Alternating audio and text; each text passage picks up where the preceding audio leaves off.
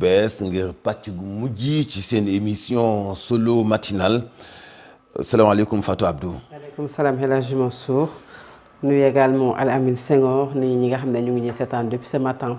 mais aussi ñu ñuy suivre sur sunu ay plateforme digitale waaye ñi nga xam ne ñu ngi ñuy déglu ci rajo bi 96.1 di leen fàttali ne la rajo est de nouveau fonctionnelle donc mën ngeen ñu déglu ci 96.1. Alamine salaamaaleykum. waaleykum salaam El Hadji Mansour nuyu naa la nuyu Fatou Abdou ak mboolem ñi ñuy teewlu. ay ñu dem. Bassirou Diomaye Faye ak parti bi nga xamante ne bëgg na ko daal di taxawal foo ñu taxawaat ci ndax moom ci boppam nag bi mu annoncé mbir moomu ci ndaje boo xamante ne amoon nag ak Alliance pour la République Fatou Abdou Ndiaye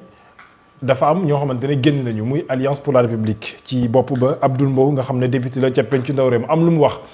jàpp ne ki nga xamante moom mooy Bassirou Diomaye Diakhar Faye ak ay nitam dañuy arnaquer li nga xamante moom mooy jëm ci wàllu politique une arnaque politique de haute voltige la ñu ko wax mais li ñuy yéenekaay bi wax mooy Diomaye dafay lorgner Pastef ak APR. dooleem la wala jeu politique la. waaw jeu politique la mais dafa am bu mu njëkkee boo xamante ne xëy na réussite bi mu ci doon xaar amu ko. parce que fi mu njëkkee moom mooy il a essayé de lorgner le parti PASTEF bu ñu fàtte ne le président de la République a rencontré les conseillers départementaux le président de la République Bassirou Diomaye Faye a rencontré les députés de la majorité yi nga xam ne mi ngi nekk ci parti bi mu ne moom foofu la bokk le président de la République a rencontré ci jamono ñuy wax naan coow am na fissure amul ñi nga xam ne ñoom la ñu dippee kàngamu parti boobu di PASTEF donc il a essayé ci ay jamono xëy na di am ñoo xamante ne daf leen di xëcc et même dans sa déclaration boo ko déggee bu 2 mai dafa wax ne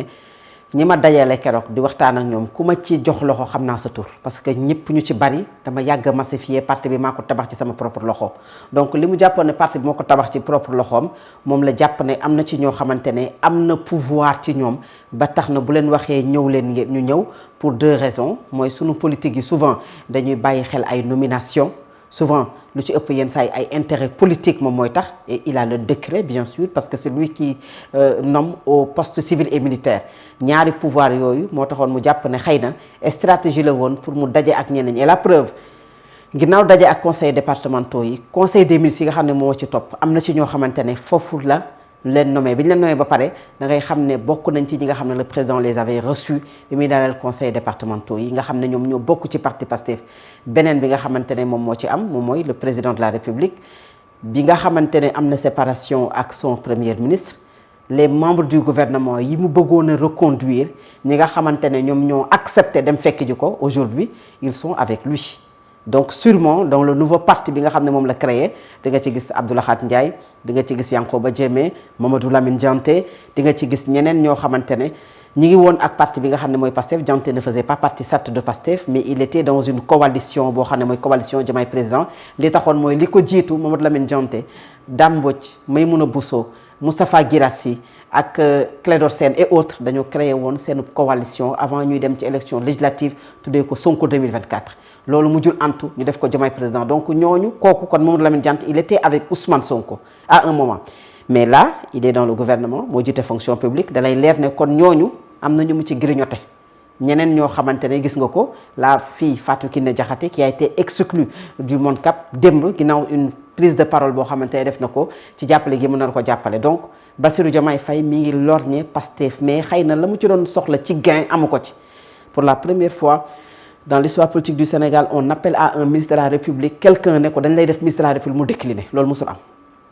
loolu benn la doon am nga gis nit dem ci jamono yi nga xam ne dañ daan def le pied de grue fi nga xamante ne moom mooy buntu palais de la République ñu ne diw président woo na ko ñu dem ba ci biir mu ne le président m'a appelé nga tàll ko micro mais finalement j'ai pas accepté ce poste loolu ci histoire politique bu Sénégal boo ko dee xayma matul fukki yoon bii pas ngay gis plus d'une dizaine wala peut-être une vingtaine de ministres de la République yoo xamante dañ leen a woo pour reconduire leen ñoom ñu bañ ne duñu dem ñooñu bu ñu leen reconduire woon dañuy dem fekk ji parce que le parti va les exclure et le parti va exclure certaines personnes certainement xëy na stratégie politique la foofu également bu parti bi taxawal parce que ñu ngi dàq ñenn ñi nga xamante ne mën nga leen a tuddee ñu yamamaay ñi nga xam ne dañu bokk MONCAP ñi nga xam ne dañu nekk ci ay département mais les instances du parti yi nga xam ne ñoom ñooy exclure bu ñu doon jël décision je pense que fi ñu war a njëkkee moom mooy exclure Bassirou Diomaye Faye parce que moom su fekkee dafa am ñenn ñoo xam ne dañu dem fekk ji ko ki créer les conditions ba tax ñooñu fekk ji ko c'est Bassirou Diomaye Faye et le parti ne l'a pas exclu et stratégie politique laa ko jàppee que ni moom la leader du parti bu Ousmane Sonko def pour que li ñu naan pousser la personne à la faute permettre à la personne de poser des actes yoo xamante ne moom ay actes boppam lay doon et moom mooy mën a juger boppam ak askan wi juger ko au lieu de l'exclure parce que dàq nañu diw ci parti bi xëy na mën na am beneen image boo xamante ne moom lay joxe. Donc pour le parti Pastef, pour revenir à votre question, Bassirou Diomaye Faye n'a pas pu repêcher pour le moment, je précise bien pour le moment, parce que am na ñoo xamante ne ils sont en train de faire un clin d'œil à Bassirou Diomaye Faye ay directeurs généraux lañu. amaana sax ay PCA ci biir et autres te dañuy dem rejoindre ko ñi nga mën a natt daal mooy ministres yi nga xamante ne affiché wu nañu wane nañu ne la quasi totalité des ministres demuñu rejoindre ko léegi nag ñi ci des mooy directeurs généraux yi nga xam ne ñenn ñi dalay leer na FONGIP njiit la changé na photom def na posé na ay actes yoo xamante ne wane nañ ne elle est avec Bassirou Diomaye Faye am na ci keneen koo xamante ne xëy na ay postes yi nga xam ne mi ngi koy def da ngay xam ne kii ci Diomaye la jëm et d'autres yoo xam ne la rencontre récente bi nga xam ne am na bërki démb on a vu Khoureyssi Thiam on a vu d'autres personnes yoo xamante ne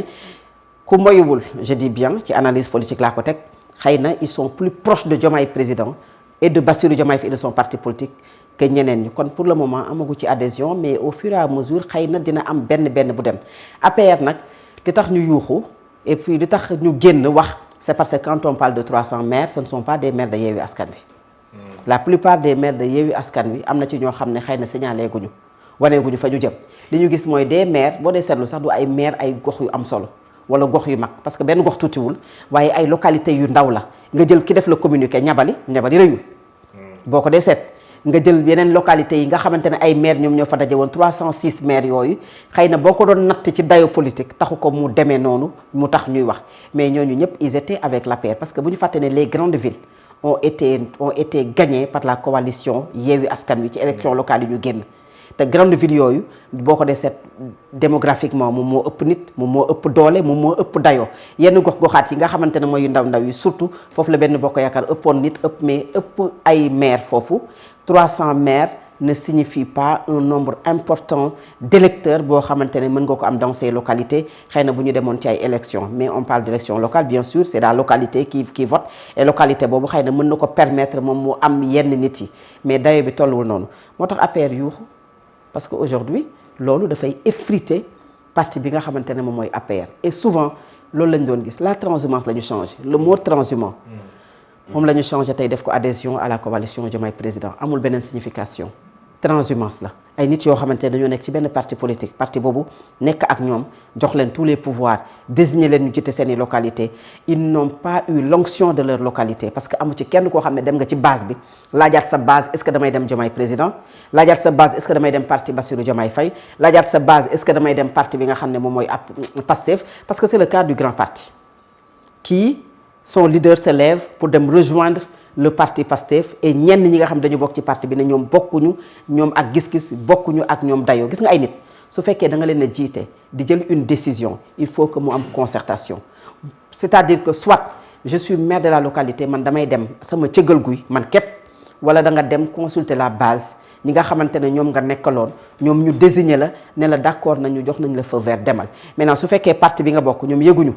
ndaje ma nga xamante ne dem nga dem wuy ji président de la République su fekkee ne kaddu yi fa président de la République ne leen vous allez écrire l'histoire une histoire qui a déjà été écrite parce que dans toute histoire il y a la vraie histoire et la vraie histoire aujourd'hui qui a permis au président de la République d'être tey fi mu nekk mooy il était dans un parti un projet bi nga xam ne dafa am ku ko jiite woon kooku Ousmane Sonko la tudd incarner le projet donc leneen lu mu fa wax xëy na dañ ko bëgg a soppi wala dañ ko bëgg a changer li ma ne donc toute histoire il y a la vraie histoire s'ils veulent écrire une autre histoire wala une autre page de leur histoire loolu kenn mënu ko bañal way politique mais APR a bien fait aujourd'hui de crier au scandale de crier aujourd'hui à la manipulation et de crier aujourd'hui à li nga xamante ne moom la jàpp ne dañ ko bëgg a def pour daaneel ko pour effriter ko parce que ñooñu dem amuñu avalu parti bi les instances du parti de l'APR discuté wuñu ko parce que loolu ngay lire ci communiqué bi nga xam ne moom moo am donc dañ jàpp ne xëy na dañoo dem seeni cëggal guy est-ce que seeni ay base ñoom ñoo leen jox pitus pour que ñu dem je ne pense pas parce que en espace de quelques jours déggoo fenn ñu ne concerté wu nañ ci seen ay base li mu ñuy renvoyer rek mooy homme politique yi ci seen intérêt la ñu nekk mooy jamono ji nga xam ne Sénégal ci ay dafa war a nekk ci des priorités wax nit ñi li nga xamante ne commençant par le président de la République ñoom ñi nekk ci mairie yi nekk ci seen ay goxaat ñenn ñi war a def ay pavage des rues ñenn ñi war a xool seen bilan lañ fa ñenn ñi war a xool seen loxo ndax set na ci suuf suñu leen jox ñu xam ne ñi ngi jëm ci inondation ñu xam ne dañoo am 9 compétences transférées ñu war a lijjanti loolu lijjanti wuñ ko am na ci ay gox yoo xam ne boo demee fekk ñu ko jiite da nga naan ñii duñ fa sax dem duñu xëy kenn du leen gis dem nañu voté ji pare nañu ci aujourd'hui jàpp nañ ne am nañu quitus moom laa ne parfois on accepte ñun d'être manipulés nous les Sénégalais nit ñi dañuy ñëw taxaw et pour loolu même pour ces élections yi ñu jëm Alamine que ça soit le parti PASTEF parce que la coalition même Yewwi Askan Wi qui avait élu des maires il y a des maires yoo xamante ne dans leur localité ils n'ont rien foutu te ngelaw li moo fa jaaroon yóbbaale leen que ça soit aujourd'hui une coalition mise en place par PASTEF qui s'appelle APT que ça soit la coalition Diomaye Faye une autre coalition que les Sénégalais fassent le bon choix gis nga le maire ce n'est pas la coalition parce que li ko waral mooy yaa la coalition Yewwi Askan Wi moom moo joxe woon quitus ñu fal yenn maires yi mais amaana ñoom ci seen bopp defuñu sax le bilan de certains maires maires yi xam nga kan lañ leen bàyyil ak seeni askan wi dañ leen bàyyi ak maire bi directement maire bi war a liggéey war a def bilan et il ne fait absolument rien du tout talu leen sax loolu moom am ci ay localités yu bari aujourd'hui coalition bu mu ci mënti doon ki nga xamante ne dañ koy jox askan wi nekkoon kii moom moo jiite seeni maire wala coalition ba di ko tabb na nekk koo xamante ne bu leen ci xool coalition bi bu leen ci xool parce que kii dafa ànd ak diw wala kii ànd ak diw xool leen jàpp ne cette personne est là pour sa population pour sa localité mu doxal localité bi moom mooy tax bu ëllëgee du ngeen jàmbat bu ëllëgee du ngeen mais tey bu ñu defoon le bilan de ces maires qui ont adhéré à la coalition au nouveau parti là defaat le bilan aux maires yi nga xam ne ñoom ñoo demoon coalition Yewwi Askan Wi di nga seetlu ne ils ont un bilan mitigé parfois même un bilan boo xamante ne nul lu ci bari ci ñoom baaxul ci doxali li nga xam moom la ñu joxe seen ay localité ci wàllu politique parti politique bi ñu fas yéene samp Aladji Mansour Diomaye Faye lorgnu vers l'APR mais vers le PASTEF est-ce que jàpp nga ne tey Diomaye peut réussir ce pari mooy tirer ci PASTEF tirer ci APR pour gën a dooleel parti non